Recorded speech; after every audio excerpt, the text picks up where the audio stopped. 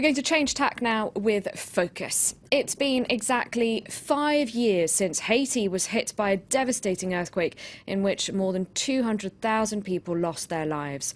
More than 1.5 million were displaced. The international community responded generously with millions of dollars raised, and yet tens of thousands of people are still living in displaced people's camps. Isabelle, Roméro and Johan Bodin have been back to Haiti for today's focus to find out why. In the heart of Port-au-Prince, the city's main park used to be a giant tent camp for thousands of Quake survivors. The settlement is now dismantled, the place fenced off to keep people at bay. For the authorities, this central historic area is a priority reconstruction zone, but rubble and ruins are everywhere.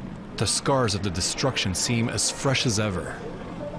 Meanwhile, some of the people left homeless by the quake have been pushed back just a bit further away. For the past 5 years, Lifette and her family have been living in this hut.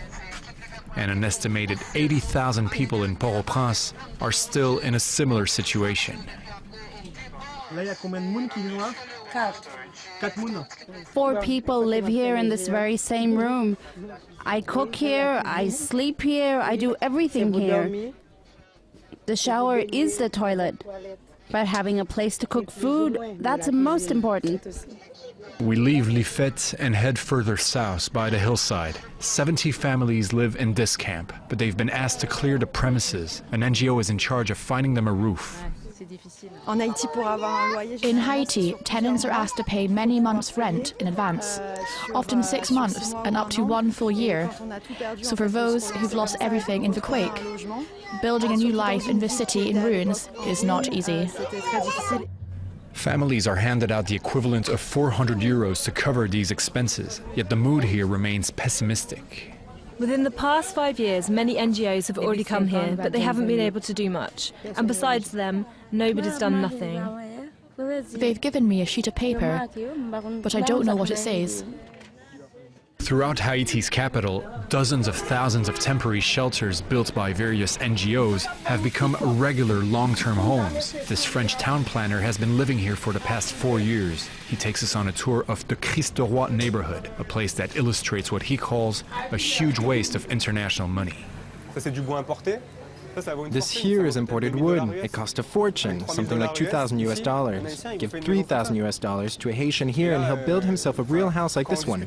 When we tell people this, they're shocked because they realize how much money has been wasted in the construction of what's just a temporary housing unit. Looking at this, I see a shantytown. Looking at this one, built in the traditional way by the locals, well, I see something that I can call a real house. Patrick Martin's NGO would like to improve urban planning in this community, but band-aid solutions by former NGOs and haphazard repair work by locals are hindering their efforts. Haitians have all the necessary means to rebuild their towns. They just lack the technique. It's a shame because locals have been investing thousands of dollars from their own pockets just to consolidate what will remain precarious housing, unplanned neighborhoods, what we'd call a shantytown. In most parts of Port-au-Prince, city planning is virtually non-existent. There are no construction guidelines. In this street, for instance, this house has a brand new floor. But the way it's built means it will become a deadly trap when the earth shakes again.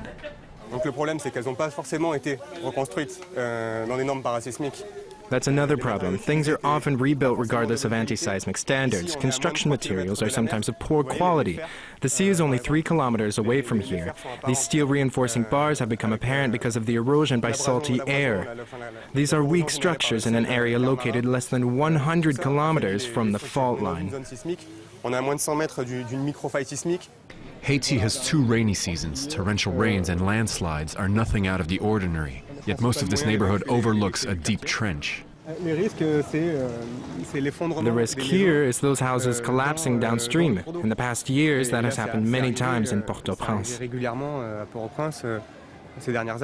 Patrick Martin's NGO has helped reinforce the walls of this part of the gutter. His plan is to one day set up a sanitation center and cover up that trench. Les eaux noires, donc l'eau des toilettes, l'eau de ménage, est rejetée directement. Right now, wastewater is directly thrown back from the houses into the trench. Wastewater seeps into the ground. But all along this trench, you'll find water wells, where people collect water for everyday use, to drink. This water has been tested many times. It contains fecal matter and various pollutants. In Haiti, water quality remains very poor. It's a carrier for many diseases, especially the bacterium which causes cholera. The ongoing cholera outbreak in Haiti began in October 2010. I'm fighting this disease so I can return home as soon as I can, because I have to provide my children with food. They have nothing. I was so ill. After claiming the lives of nearly 9,000 people throughout the country and infecting 800,000, the worst cholera epidemic in recent history is receding, yet it remains ever present in urban areas. To eliminate cholera takes time, because you, for one, have to treat the persons who have cholera, and for the other, you have to work on the prevention, where you work on also partially development to make sure that the water systems and the hygiene is good and that people can prevent themselves from getting the disease.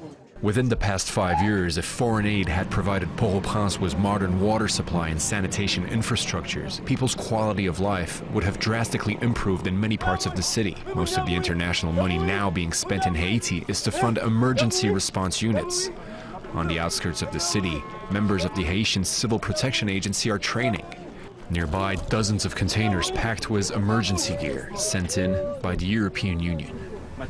This is our typical first response material: stretchers, pickaxes, shovels. There is a small electric generator to provide people with minimum lighting in case they must work at night. There's also gear aimed at saving lives in flood situations. 5 years after the quake, the reconstruction of Port-au-Prince seems stuck in short-term solutions. But if a natural disaster was to strike again, the city has some equipment to endure it.